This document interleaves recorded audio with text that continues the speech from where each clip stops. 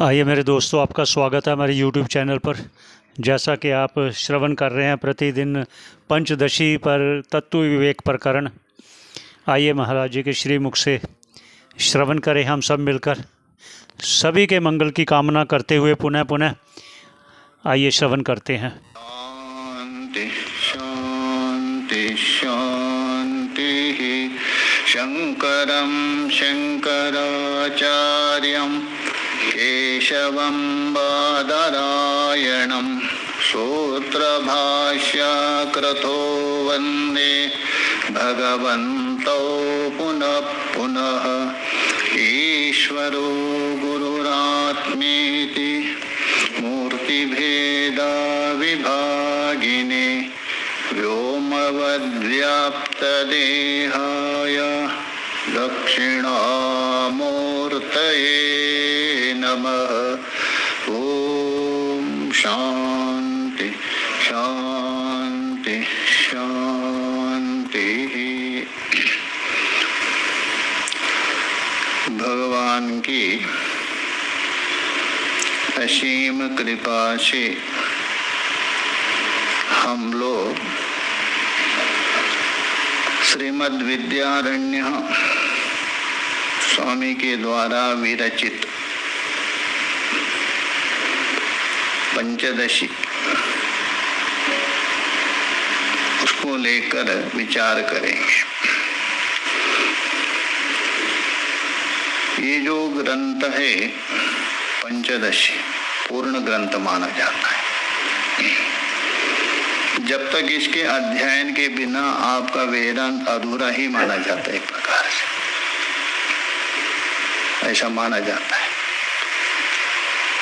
प्रकरण के दृष्टि से चाहे तो विचार करो, तत्व के दृष्टि से पूर्ण है इसमें। क्योंकि ये जो कला है विद्यारण्य स्वामी जी में संभव है, उसको तो ऐसा प्राप्त नहीं हुआ है उपासना के बल से। तो इसलिए यहाँ हम लोग उसको लेकर विचार करेंगे। और ये जो पंचदशी है इसके जो कर्ता दो भी है ऐसा अभिप्राय मानते हैं। टीकाकार जो मंगलाचरण करेंगे उससे प्रतीत होता है दो, विद्यारण्य स्वामी जी और भारती तीर्थ। तो उनके दो गुरु माना जाता है। ये जो विद्यारण्य स्वामी जी है और ये तीन भाई है, ये जो मायणाचार्य के पुत्र माने जाते हैं। मायणाचार्य बहुत वेदज्ञ थे, पंडित, उसके पुत्र है।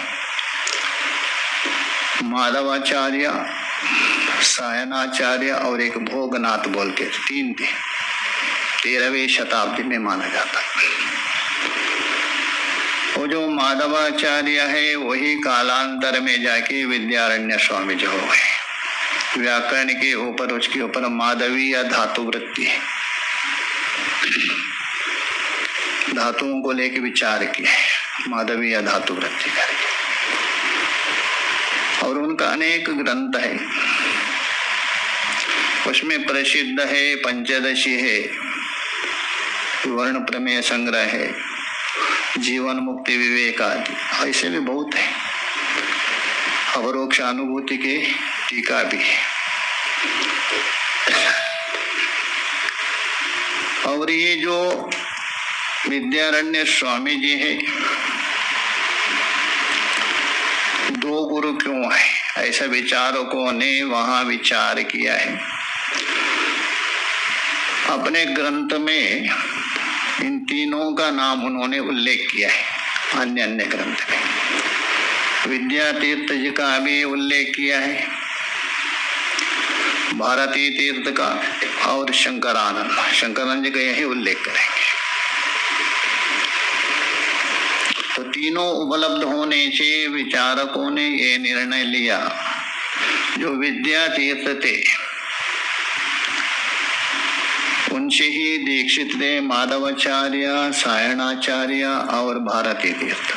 ये तीनों उनसे दीक्षित ऐसा मानते हैं। बाद में जो कालांतर में उसके अनुपस्थिति में इसका विद्या तीर्थ का, शायद भारती तीर्थ से उन्होंने ग्रहण किया होगा, इसलिए उसको भी गुरु माना है। तो मुख्य रूप से शंकरानंद और भारती तीर्थ एक विद्या गुरु, एक दीक्षा गुरु मानते हैं। तो ये विद्यारण्य स्वामी जी का संक्षेप से परिचय है, लंबा चौड़ा बहुत है। उन्होंने विजयनगर साम्राज्य आदि बना दिया है हुक्का और बुक्कू को लेकर। उसको दूसरा चाणक्य भी माना जाता है। उनके द्वारा विरचित पंचदशी बोल तो पंचाधिका दशा यत्र, 5 और 10, जिसमें 15 प्रकरण है, इसलिए पंचदशी नाम से प्रसिद्ध है। तो विवेक, दूसरा दीप, तीसरा आनंद। तो विवेक प्रकरण भी आपको 5 उपलब्ध हो जाएंगे उसमें। पहले देखिए मंगलाचरण कर रहे टीकाकार, टीकाकार का मंगलाचरण देखिए।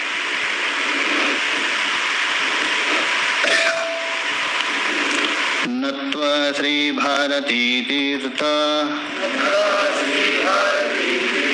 विद्यारण्य मुनीश्वरो प्रत्यक तत्व विवेकस्य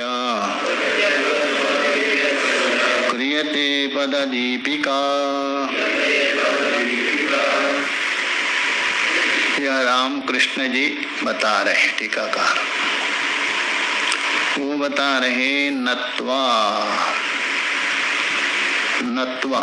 नत्वा सरस्वती देवी। नत्व का मतलब त्व प्रत्यय, जहाँ त्व प्रत्यय होता है कुछ अन्य क्रिया होती है नहीं, एक कर्ता के द्वारा अनेक जहाँ क्रिया होती है तो प्रत्यय होता है। विशेष रूप से भोजन करके शयन करके ऋषिकेश में जाऊंगा, भोजन करने वाला कौन है? देवदत्ता है। शयन करने वाला भी वही है, गमन करने वाला वही। तो देवदत्ता भुक्त्वा स्वपित्वा ऋषिकेशम भजति। पूर्व वाली 2 क्रिया है ना, कौन? भोजन और शयन, तो प्रत्यय हो गया। क्योंकि भोजन का कर्ता, शयन का कर्ता, गमन का कर्ता कौन है? देवदत्ता भी होता है व्याकरण में। तो वैसे ही यहाँ नत्वा, नमस्कार करके किनको? श्री भारती तीर्थ विद्यारण्य मुनीश्वरो, दोनों को। श्री मतलब व्याख्या करेंगे आगे टीकाकार। श्रिया भूत्या, श्री का मतलब भूति, षडैश्वर्य लेना, अथवा श्री का मतलब है ब्रह्म विद्या। ब्रह्म विद्या का भी अर्थ किया है अपरोक्षानुभूति में, स्वयं विद्यारण्य स्वामी जी ने व्याख्या करते हुए किया है। अपरोक्षानुभूति किन की है? ग्रंथ क्या सुना है ना? हाँ सुना है। ग्रंथ किनका है? हाँ शंकराचार्य कृत है, उसके ऊपर दीपिका नाम की टीका है विद्यारण्य स्वामी जी। अपरोक्षानुभूति वो व्याख्या करते हैं उन्होंने श्रेय का अर्थ ब्रह्म विद्या भी किया। तो इसे यहाँ बता रहे हैं श्री भारती तीर्थ विद्यारण्य मुनीश्वर। श्रेय का मतलब भूति, षडैश्वर्य अथवा ब्रह्म विद्या। तो उससे युक्त कौन? भारती तीर्थ। जो भारती तीर्थ है ये विद्यारण्य के गुरु मानते हैं, विद्या गुरु अथवा दीक्षा गुरु, ये निश्चय। और विद्यारण्य मुनीश्वरो, और ग्रंथकर्ता जो विद्यारण्य, दोनों मुनीश्वरों, उन दोनों को नत्वा नमस्कार करके, प्रणाम करके। ठीक है, नत्वा कहा दिया, किनको नत्वा? इन दो महापुरुषों को। कौन कौन? भारती तीर्थ और विद्या। तो यहाँ दो को प्रणाम क्यों कर रहे हैं, प्रश्न हो सकता है। ग्रंथ तो विद्यारण्य स्वामी जी का है ना, ग्रंथकर्ता को प्रणाम करना चाहिए। इसलिए यहाँ विद्वानों का ये अभिप्राय है, पंचदशी जो पहले वाला कुछ प्रकरण है ये विद्यारण्य स्वामी जी का मानते, आगे का जो है वो भारती तीर्थ का माना जाता है, दोनों का माना जाता है। और कुछ एक विद्वानों का ये मत है, ये सारा जो पंचदशी है विद्यारण्य स्वामी जी का ही है, किंतु अपने गुरु जी के नाम से उन्होंने रख दिया। ऐसा भी एक मत है, दो मत है विचारकों का।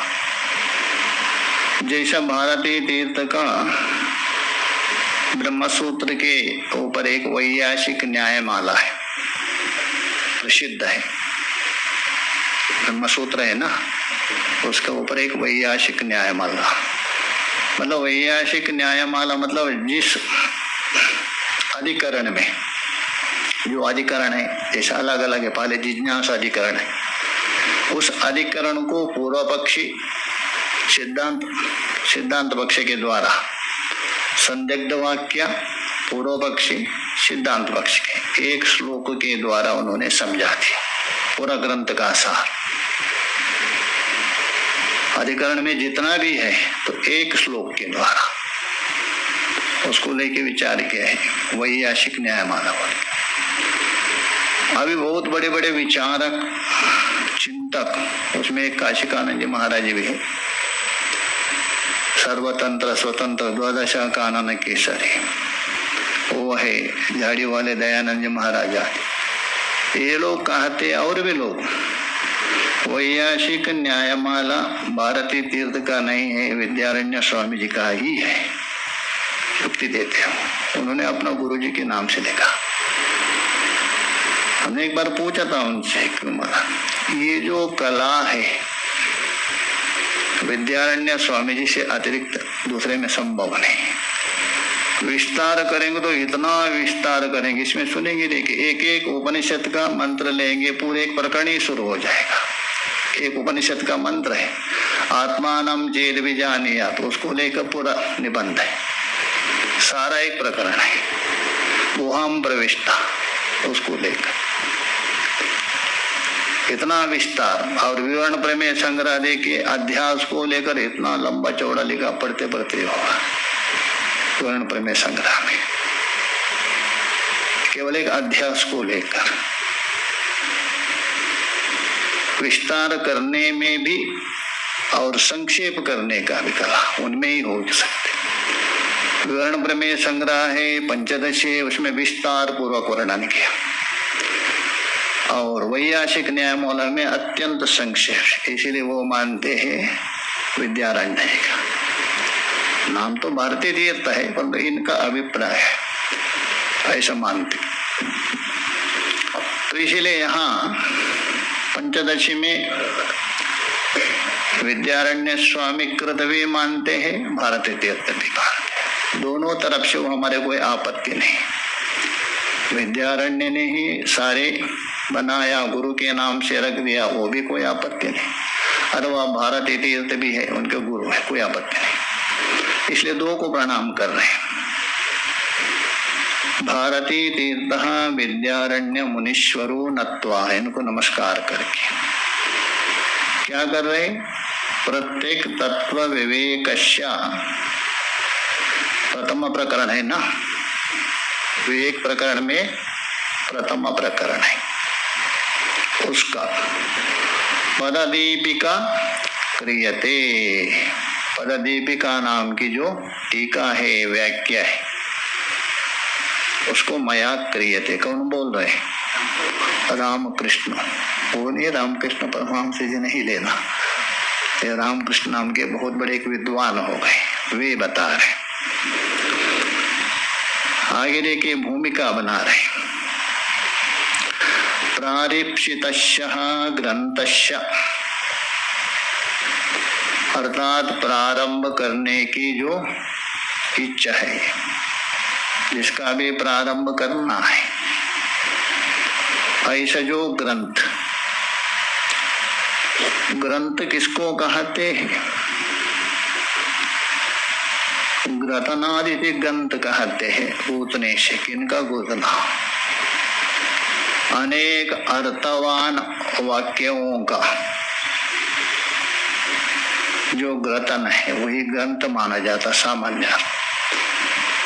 जैसा पद मानते हैं, वाक्य मानते हैं। पद किसको कहते हैं? व्याकरण वाले कहेंगे क्या? सुप्तिगंतम पदम, ये करेंगे। जो सुबंत और तिगंत है वो पद मानते हैं, तो उनकी परिभाषा है। किंतु अन्य लोग कहते हैं अर्थवान वर्ण समुदाय,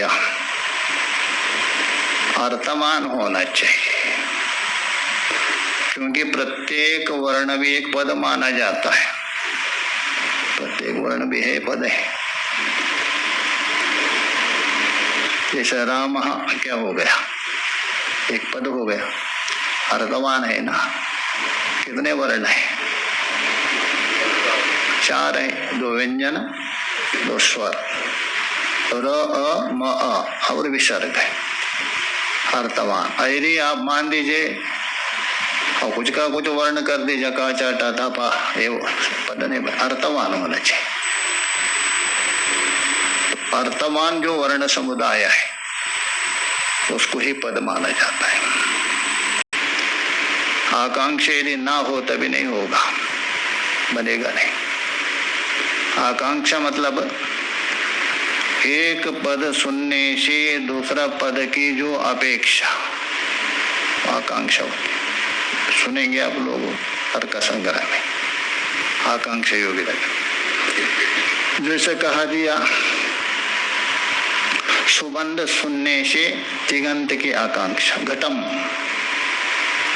घट को आकांक्षा हो गया ना। घट को क्या ले आ जाओ, ले हो, अथवा बनाओ, अथवा करोति कहा दिया। करोति बोल तो किम घटम, तो आकांक्षा होनी चाहिए। एक पद को मतलब सुबंत को तिगंत की, तिगंत को सुबंत की, तो उसको आकांक्षा। और योग्यता भी होनी चाहिए, तभी बनेगा वाक्य। योग्यता नहीं तो नहीं चलेगा। वन्निनः सिंचति, वन्निनः सुबंत है, सिंचति तिगंत भी है, नहीं है?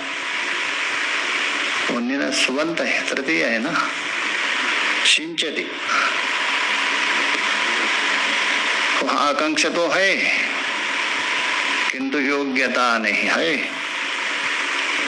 सिंचन करने का सामर्थ्य जल में होता है, वन्य में नहीं होता है, इसलिए योग्यता नहीं। योग्यता भी होनी चाहिए। और सन्निधि बोल तो प्रहरे प्रहरे उच्चर्यमाणा, जैसा सुबह बोल दिया, अहम कह दिया, थोड़ा घूम के आ गए 2-3 घंटे के, ऋषिकेशम कह दिया, और थोड़ा घूम के गच्छामि कह दिया। हम बोल दिया आपने, उसके बाद 2-3 घंटे के बाद ऋषिकेशम कह दिया, उसके बाद 2-4-5 घंटे के गच्छामि, होगा वाक्य? नहीं होगा।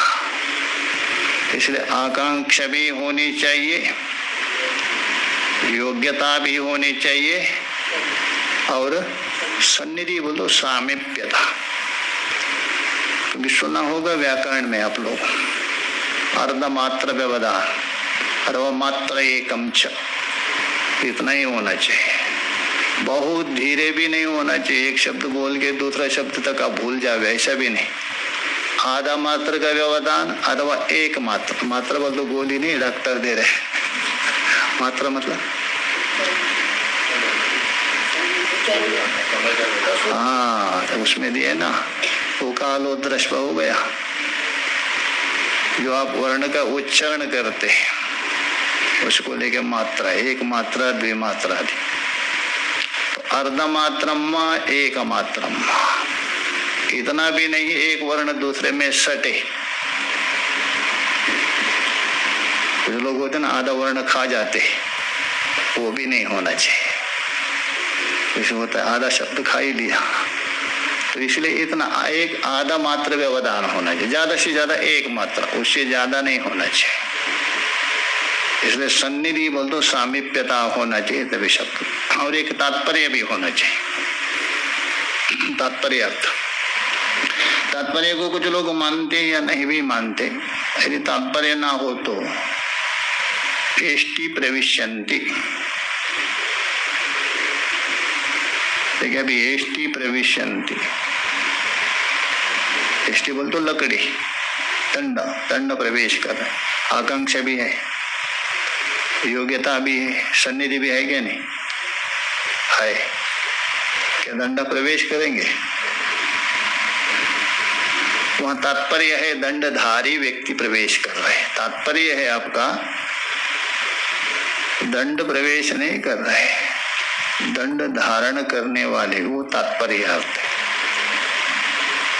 तभी आपको वाक्य माना जाता है, शब्द बोध होता है, नहीं तो नहीं। व्याकरण आगे कहा दिया है, वो एक शक्ति मानते, शब्द में स्फोटात्मक शक्ति मानते। आपका आकांक्षा भी है, योग्यता भी है, सन्निधि भी है। अब ये तात्पर्य बोल रहे हैं ना व्यक्ति, वक्तृच्छ तात्पर्य है ना, अभी वो देखना पड़ेगा किस प्रसंग में बोल रहे हो। क्या भोजन का प्रसंग है, अथवा युद्ध का प्रसंग है, अथवा भ्रमण का प्रसंग है, ये देखना पड़ेगा। मान लीजिए ये भोजन में बैठे हैं, भोजन कर रहे हैं, और उस समय में यदि कहा दिया सैंधवम आनया, अभी वो बोलने वाला का तात्पर्य किस में है? नमक में, क्योंकि भोजन कर रहे हो, अरे इसमें थोड़ा नमक कम है, थोड़ा लेके आओ, उसकी तात्पर्य किस में है? नमक में। अब यदि कोई मूर्ख व्यक्ति है, घोड़ा लाके खड़ा कर दे, ले हमने घोड़ा लेके आ गया, ये नहीं है वहां। अच्छा, भोजन आदि हो गया, मुकुट रखा है, हाथ में तलवार लिया है, सब सुसज्जित हो, सेवक को बता रहे सैंधवम आनया। अब ये जो प्रसंग है, ये भ्रमण का प्रसंग अथवा युद्ध का प्रसंग हो गया। अब उस समय में वो सैंधवम आनया बोल रहे वक्ता, उसका तात्पर्य किस में है? घोड़ा लेके आओ। इसलिए जो तात्पर्य भी वक्ता का इच्छा को भी आप तभी निर्णय करेंगे प्रसंगों को देखकर। जैसे यहाँ बोल रहे एष्टि प्रविश्यन्ति, वो प्रसंग क्यों? दंडी वाले आ रहे, दंडी स्वामी वो प्रवेश कर रहे, इसलिए वहां लकड़ी प्रवेश अर्थ नहीं है, एष्टि धारी प्रविश्यन्ति, इसलिए तात्पर्य होना चाहिए, तभी जाके आपको क्या होता है? शब्द बोध होता है, अन्यथा नहीं होता। कौन कौन? आकांक्षा, योग्यता, सन्निधि, तात्पर्य। तो इसलिए ऐसे जो अर्थवान पद है उससे वाक्य का बोध होता है। ऐसा अर्थवान वाक्य समुदाय है, उसी का नाम है ग्रंथ, इसको ग्रंथ कहा जाता है। एक दो वाक्य होने से नहीं होता है ग्रंथ, अनेक अर्थवान जो वाक्य हो तभी जाके ग्रंथ में, ऐसा विचार किया।